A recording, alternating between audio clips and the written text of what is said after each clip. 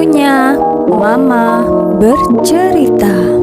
Kapak petani. Seorang petani muda memotong kayu di tepi sungai.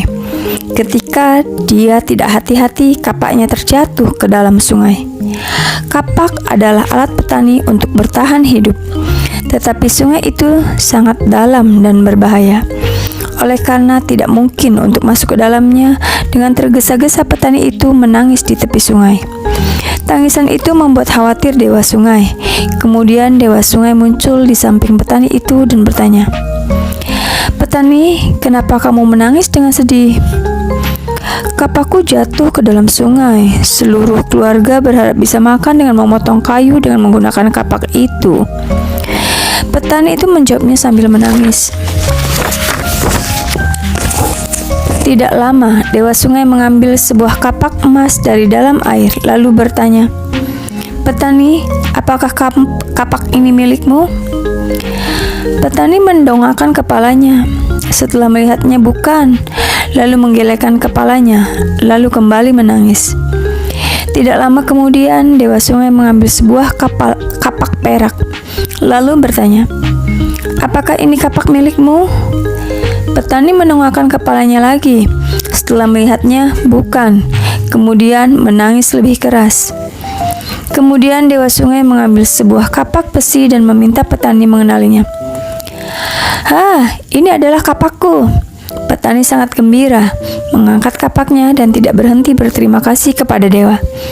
Dewa tersenyum dan berkata, "Petani, karena kejujuranmu, untuk menjadi hadiah, aku memberikan kapak emas dan perak ini kepadamu." Dengan bahagia, petani menerima hadiah dari dewa dan pulang ke rumah. Dia menceritakan yang dia alami kepada tetangganya. Semua orang merasakan kebahagiaannya, tetapi ada seorang kakek miskin mendengar cerita petani ini, dan dia sangat merasa iri dan ingin membuat perhitungan. Suatu hari, dia juga berpura-pura memotong kayu di tepi sungai seperti petani itu. Sengaja menjatuhkan kapaknya ke dalam sungai dan juga pura-pura menangis. Mendengar dia menangis, dewa lalu bertanya kepada apa kesulitan yang dia alami. Kemudian dari dalam sungai, dewa membawa kapak emas. "Apakah ini kapakmu?"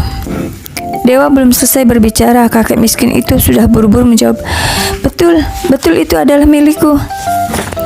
Setelah mendengar perkataan itu, dewa dan kapak sama-sama menghilang. Kakek tua itu menangis tanpa henti. Akan tetapi, dewa tidak pernah muncul lagi.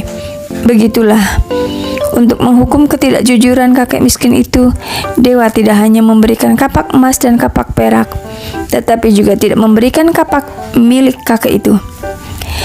Kakek miskin yang tidak jujur itu hanya bisa meninggalkan tempat itu. Hal ini kemudian menjadi buah bibir cemoohan tetangga. Sebagai bahan renungan, tidak peduli kapanpun, kita harus menjadi seseorang yang jujur.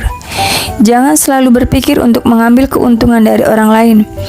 Berpikir menipu orang lain dengan kebohongan. Orang yang sering berpikir untuk menipu orang lain akan berakhir lebih buruk. Cerita diambil dari buku Jadilah Orang yang Jujur.